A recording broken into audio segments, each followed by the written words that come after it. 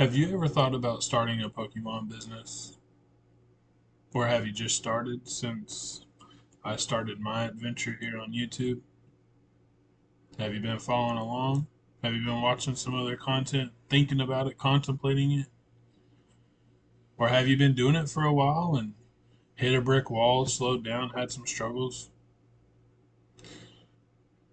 Either way, we're going to talk about a couple of things today that I think are important to know before you start, after you start, if you slowed down, a couple of roadblocks that you can run into. Some things that I'll talk about, the things that we all kind of know and what we need to touch on, and then some of the things that I found out as I went. Maybe they can get to you before you run into it. My name's Greg.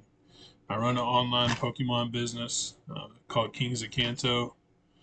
Uh, Mainly TCG player, but branching out into some other things. Started doing some vending, doing some eBay, um, in-person sales.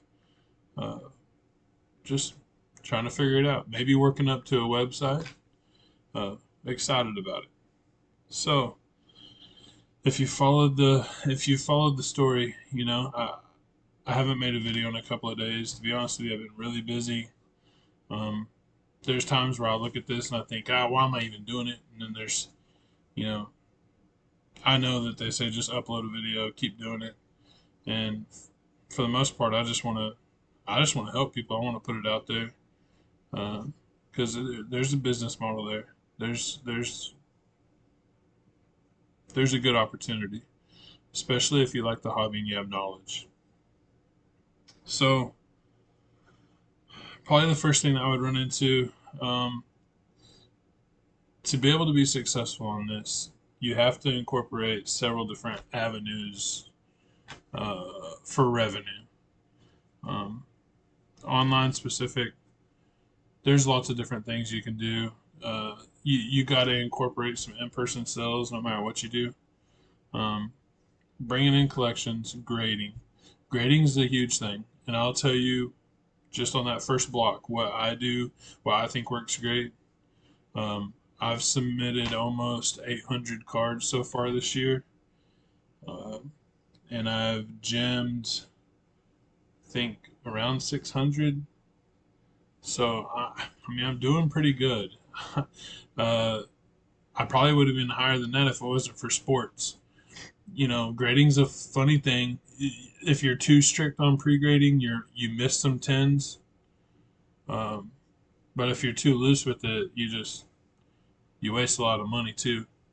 Uh, I think that being real strict on your grading is good. There's a couple of things you need: semi-rigid top loaders or semi-rigid card holders, uh, penny sleeves, and team bags to submit. Honestly, um, GameStop is a pretty good deal. Before, I was a little bit worried because their shipping, you didn't have very much insurance, but they've actually changed their policy now. Um, it's up to $500 a card. They've taken the next level on FedEx, so uh, I think that it's a good opportunity. Um,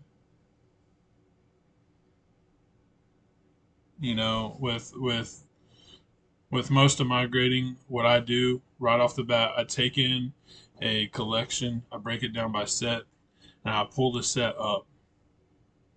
Let's say you bought a collection from somebody and it had Silver Tempest and Lost Origin and Paldea Evolved in it.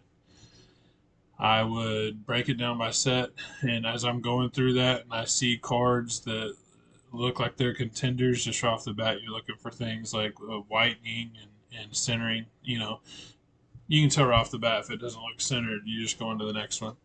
I actually just, you can get on your computer, type in the set name, and I go to price charting, and it'll be prices. You can just type in Silver Tempest, and one of the very first links on Google will be price charting. It'll be prices for Silver Tempest. Go over to the right, filter by PSA 10, and look for stuff that has good multiples.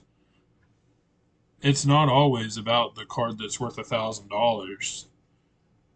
There's cards in there that are worth $5 that are a 15x multiple.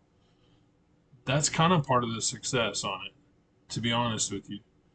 Um, I, will give you a good example of one. Now it's climbed up. Now it's $17, so it's around $17 or $18 now. So it's not quite as much of a disparity.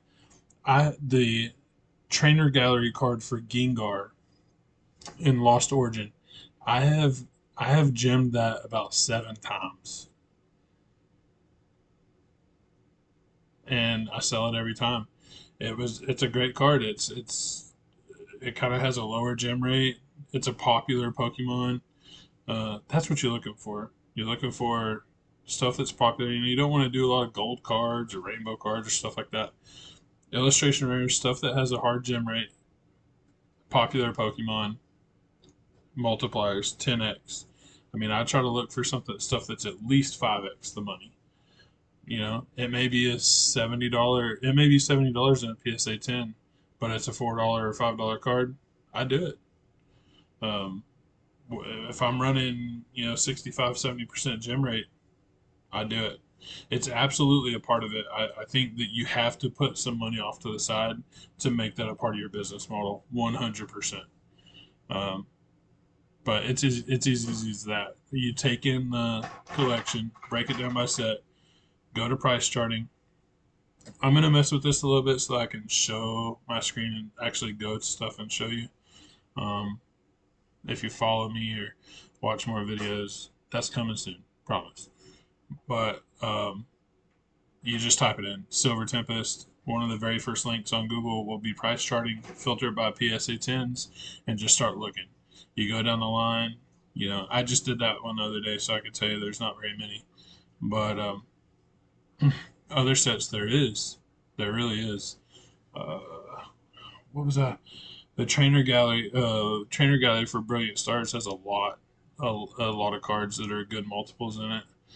But there's lots of examples like that. You'll look at it and you'll see lots of examples. But grading is a huge play. You got to do it. I feel like if you're flipping, guys, if you have enough capital, you can just flip and never look at grading a single card. It's there. But really, if you want to be efficient, you have the time to do it, and you're somebody that likes efficiency. Yeah, if you skip out on grading, you're missing out. Uh, I even buy cards sometimes. If I'm at a store, I'll look and see, and I'll look through the case and see if I think that I can gem a couple. Uh, or if I'm at a convention, if I'm vending, sometimes I'll look through my buddy beside me and look at his stuff. There's people out there like, oh yeah, it looks perfect, but I don't want to jack with it. I just want to make my 30%. I bought it for 60%. I want to make my 40% and go on, and that's fine. But I'm just saying, me personally, if you think you want to do this and you want to make the most money, you got to do it. Quick flip, a quick flip on sealed product or a slab or something like that. You gotta have scenarios where you do stuff like that. You just see a steal of a deal, or somebody wants to trade for something that's 30 or 40% uh, less than what they're offering. Make the flip. Make the flip. You're gonna have quick flips. You have to have them. Uh, it's good to build an inventory, and it's good to make these grading plays. Yeah, you're sitting on those cards to come back from PSA for 2 months right now. That's a hard one to deal with. Um, make the quick flip though. I mean, if you see it and it's a steal of a deal, just do it. Just take the deal. The last time that I don't want to promote scalping. Uh, Retail arbitrage is horrible. Uh, and, but if you're on a Facebook group, which if you're doing this, you're on some kind of Facebook group. You just are. Uh, Somebody's selling, booster bundles for 151 for $50 a piece because they need money or something. Do it. Make the flip, dude. That stuff's gonna be easy to flip. You can flip it right away for 20% more. Just do it. If you have the capital, make play it like the stock market, man. Make predictions. Hold a couple of things. I'll tell you right now, I have a top loader binder back here. I got about 20 copies of Roaring Moon EX, the SIR from Paradox Rift. I've got about 20 copies of Latios Illustration Rare from Surging Sparks. I've got about 30 copies of Raging Bolt from Temporal Forces. My God, I hope that one gets better because I've lost about $10 a card since I did that. Um, Several. The new set, Articuno. The dude, I just feel like it's a no-brainer. I feel like it's whenever Tyranitar and Paldea evolved was $10. Like, how did we not look at that? I mean, Articuno for 18 bucks. It's a 40 or $50 card, Bob. It just is. It's gonna be. So, I think that I think you got to pick that up and make some holds if you can. Top cards, top cards in the set or species that historically do well. The Obsidian Flames Charizard. It's $100 card. It will be. Everybody knows it. Every single person knows it. This promo out of the Prismatic Evolutions ETB, the Eevee, my channel, I got 12 subscribers, and I love every one of you, whoever you are, and I hope to get more. If you're watching right now, subscribe, because I'm going to get better at this, and we're going to learn some stuff. But, hey, I'm saying right now, that Eevee, it's going to do the same thing everything else has done. Every single other promo. Prismatic Evolution is going to get old. That Eevee's gonna go on a run, and before you know it, you'll wake up one morning and that thing got bought out, and it's $30 a card. It's gonna happen. And if you got capital, or maybe you're just watching this because you've been thinking about it, but you know you don't care to start a business, hell, you open a bunch of ETBs, hold it, hold stuff, invest. Invest in a singles if you're making a smart play is not stupid. Any of those guys, I don't care if it's Team Rocket Joey or I don't care who it is. They can't tell you that holding on to something that looks like it would probably get bought out or shilled at some point isn't a good idea because it is.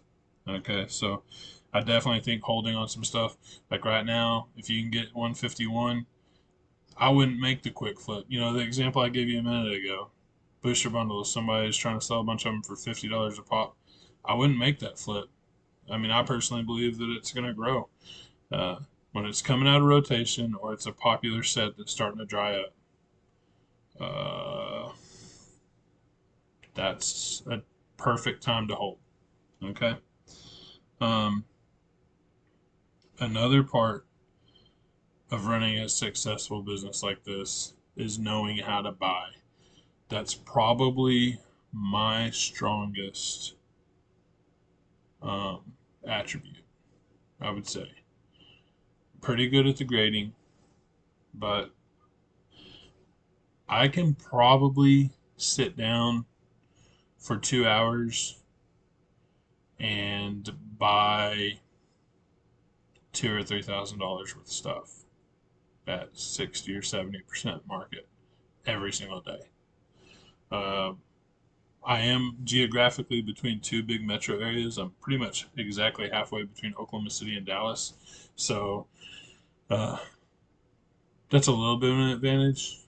Uh, but I mean, I'm just good at it. I see stuff that's got value. I know how to talk to people. Uh, I'm decent at negotiating. I've been in retail since I was 18. I started out selling cell phones. I mean, and then I was in the car business for a long time. So my dad did in-home sales. I've been around that stuff for a long time. I was a waiter for a little bit in college. I just really, if you want to be able to make good relationships when you're selling the stuff or buying the stuff, It's the same keys that you got to do in any other customer service industry. And I'll learn you a little bit on that real quick. Uh, Show empathy. Man, me and my son and I collected this. We built this collection for 3 years. I just come up on hard times and just need to get rid of it. I can't let go of it for less than 80%, you know? Show empathy. That's the first key to anything, you know? Don't negotiate with them like, I can't say what I want to say. It's not the nail shop. You know what I'm saying? Like, just be a person with them. Hey, I get it. We've all been through hard times. Um, I've had to let go of my collection several times just because I went through hard times. And I'm not saying that I don't appreciate what you've done with that. I'm just saying for my business model, you know, I take on 14 to 15% fees at the end of the day. You know, I'm just trying to get you as much cash in a one-stop shop as I can, you know, while being respectful of your collection. What are they going to say to that? What are they going to say to that? Piss off, I want 80%? They might, but you ain't going to get that one anyways, brother. I mean, just show empathy. Uh, their expectations. Fast deal, cash, find out what their expectations are. If they're telling you, hey, I got to get this, you got to give them a reason why not. Hey, I totally get you want that, but here's what sellers are going to do. They're getting offered 60 and 70 by other people. You aren't the only one doing it. Okay? I promise you. Get good at buying. Get good at grading. Get good at buying. Get good at finding the easy flip and making the play to keep capital rolling. And get good at identifying patterns in the market to hold uh, for short-term gains. I'm not everything's going to go up over time. I'm talking about, you know, right now. I'm telling you right now, I got a big hunch on Paradox Rift. I know that it's set around forever. I know that the future and past and all that stuff. I just feel like it's gonna run at some point. It's gonna run. I don't think it'll be like Paldea evolved, but it's gonna run. It's got a ton of illustration rares. It, I mean, they're pretty good Pokemon. I mean, I don't know why people hate on it so much. It's a big set, a lot of hits. I think it's going to run. And it's going to go out of rotation and it's going to run. Same with Temporal Forces, same with 151. I mean, 151 is it's going to go parabolic here before too long. It's just going to. But identifying that stuff, figuring that stuff out, that's part of incorporating all that stuff is going to make your Pokemon business more successful. All right. You know, I've been frustrated lately because a couple of things that I underestimated how hard it is to reach the end consumer. There's a whole lot of people out there that you list your $100 slab on Facebook Marketplace right now or eBay. There's a whole lot of people that are going to offer you 20 or 30% less.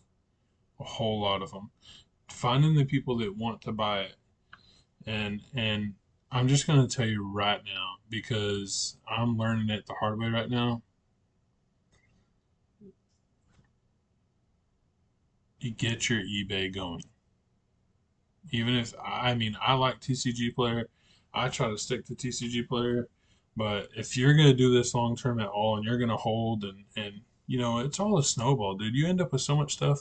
I was looking through a closet today. I got packs and stuff and check lane blisters from Sword and Shield and stuff, all kinds of stuff that like I forgot that I even had. Get your eBay going because people want to buy from people that have reviews and that have long term success. Get it going. Get your Facebook marketplace going. Get reviews. Don't be afraid to ask for them. Get them going. You're going to need those. Because what I'm telling you right now, them fees when you first start. I remember when I first started TCG Player, I thought, man, look at all those fees I'm paying, dude. It ain't nothing. It ain't nothing. I'm telling you right now, the convenience of being able to get to the end consumer, those fees, I don't mind them at all now. I I listed 10 slabs on eBay and 10 on Facebook Marketplace just here in the last couple of days.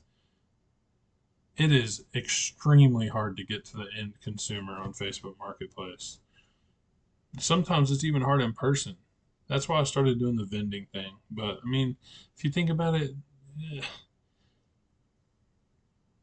13% to not have to go vend, to not have to go carry all those cases and everything. I mean, 13% to be able to get to the end consumer, it's not that bad. It's really not. And you can ask full market.